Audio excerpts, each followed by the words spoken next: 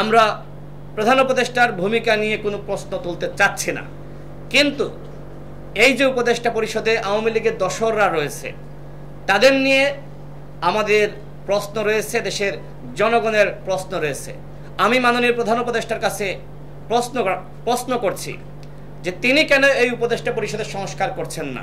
তিনি নিজেই বলেছেন যে তাড়াহুড়া করে আমরা যথেষ্ট ব্যক্তিদের মাধ্যমে উপদেষ্টা পরিষদ গঠনের সুযোগটা পাইনি, সময়টা পাইনি। এখন তো সময়টা আছে। দেশের জনগণ সবাই রাষ্ট্র সংস্কার চায়, গণহত্যার বিচার চায়। সুতরাং এই যে জনগণের ম্যান্ডেট, এই ম্যান্ডেট কাজে লাগিয়ে তিনি যোগ্যতা সম্পন্ন ব্যক্তিদের মাধ্যমে এই উপদেষ্টা পরিষদ পুনর্গঠন করতে পারেন, কিন্তু কেন করছেন না? কি কারণ? তার আশপাশে যারা আওয়ামী লীগের প্রেতাত্মারা রয়েছে তারা চায় না ডক্টর মোহাম্মদ ইউনূস সফল হোক। এই কারণেই এই উপদেষ্টা পরিষদ পুনর্গঠিত হচ্ছে না। দুইজন উপদেষ্টার নাম বলবো। দুইজন উপদেষ্টা, একজন হলেন আদিলুর রহমান শুভ্র, আর একজন হলেন আমাদের রেজনা আপা। তারা মিলে তিনজন দামি এমপিকে জামিনের ব্যবস্থা করেছেন। হাইকোর্ট থেকে জামিন পেতেন না, এই কারণে নিম্ন আদালত থেকে তারা সরাসরি হস্তক্ষেপ করে জামিন করিয়েছেন। দুইজন উপদেষ্টা, একজন হলেন জনাব আদিলুর রহমান শুভ্র, আর একজন আমাদের রেজনা আপা। এর মধ্যে একজন দামি এমপি স্বয়ং ঝিনাইদহের, আপনারা খোঁজ দিয়ে দেখেন, গোয়েন্দা সংস্থা আছে, আমাদের প্রশাসন আছে, সবাই জানে, এমনকি সরকারের অন্যান্য উপদেষ্টারাও জানে।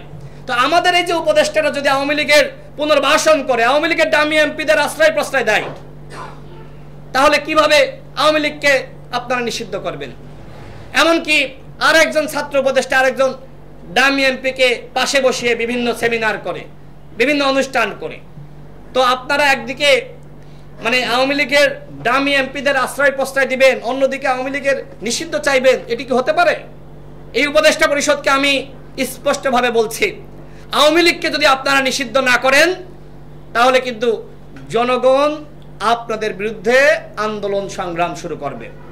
এই যে নতুন রাজনৈতিক বন্দোবস্ত যারা করতে চাচ্ছে তাদের কাছে আমার প্রশ্ন, সেটি হলো ঢাকায় বসে বসে আওয়ামী লীগকে নিষিদ্ধ করার গরম গরম বক্তব্য দিবেন, আর এই তৃণমূলে গিয়ে আওয়ামী লীগের সহযোগিতায় ফেস্টুন লাগাবেন, আওয়ামী লীগের সহযোগিতায় ত্রাণ বিতরণ করবেন।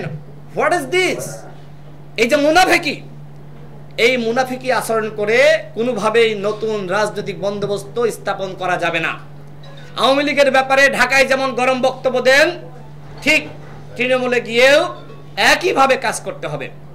আওয়ামী লীগের সাথে যারা আপোষ করবে, আমি ঝিনাইদহের জনগণকে বলবো, আমি ঝিনাইদহের প্রশাসনকে বলবো, যারা আওয়ামী লীগের সাথে আপোষ করবে তাদেরকে বিন্দু পরিমাণ ছাড় দিবেন না।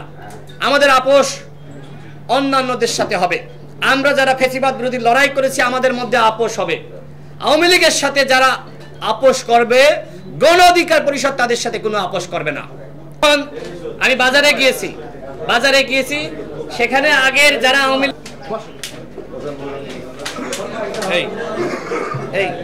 ভাই মিজান ভাই একটু পিছনে একটা ছবি নেবে, এই বসেন।